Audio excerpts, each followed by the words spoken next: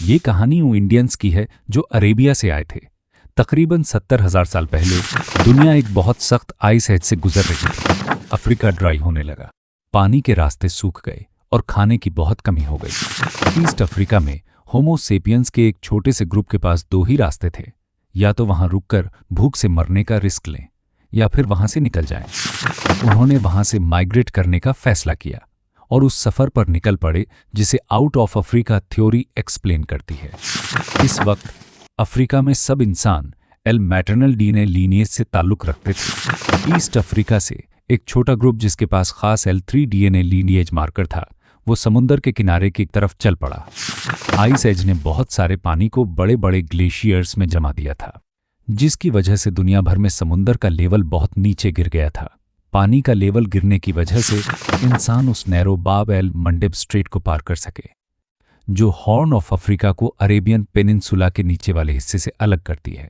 Africa में रहने के दौरान इन इंसानों ने शिकार करने के लिए नुकीले पत्थरों के भाले और स्क्रैपर्स का एक बिल्कुल अलग स्टाइल बना लिया था, जिसे नूबियन कॉम्प्लेक्स टेक्नोलॉजी कहा जाता है। आर्कियोलॉजिस्ट्स को आज के ओमान की सूखी हुई नदियों के पास खुदाई करते हुए बिल्कुल वही नूबियन स्टाइल के टूल्स मिले, जिससे ये साबित हो गया कि अफ्रीकन होमो सेपियंस कामयाबी से वो रास्ता पार कर चुके थे।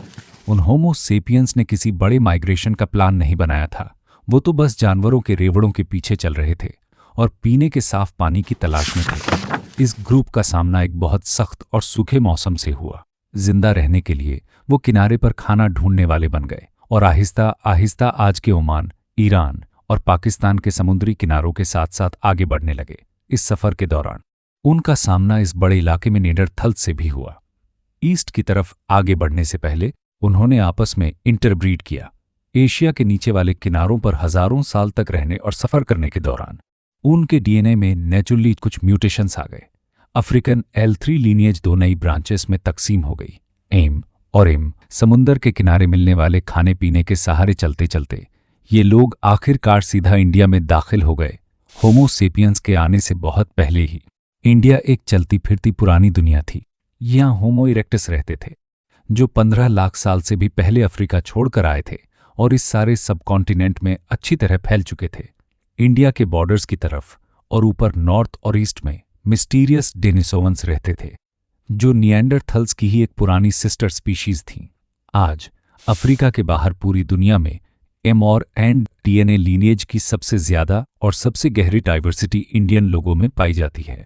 क्योंकि जेनेटिक डाइवर्सिटी को बनने में बहुत लंबा वक्त लगता है, इससे ये प्रूव होता है कि इंडिया यूरेशिया में मॉडर्न इंसानों की पहली और पक्की रिहाइश की जगह थी। यहीं पर यह आबादी फैली और हजारों साल तक फलित हुई और फिर यहाँ से निकलकर बाकी एशिया, ऑस्ट्रेलिया और यूरोप को आबाद किया। इसलिए ये पूरे यकीन से कहा जा सकता है कि आज के इंडिया के बुनियादी लोगों की नस्ल उन्हीं शुरुआती होमो सेपियंस से मिलती है, जिन्होंने बाब एल मंडेब स्ट्रेट को पार किया, अरेबिया के किनारों का सफर किया और इंडियन सबकॉन्टिनेंट को अपना पक्का घर बनाया।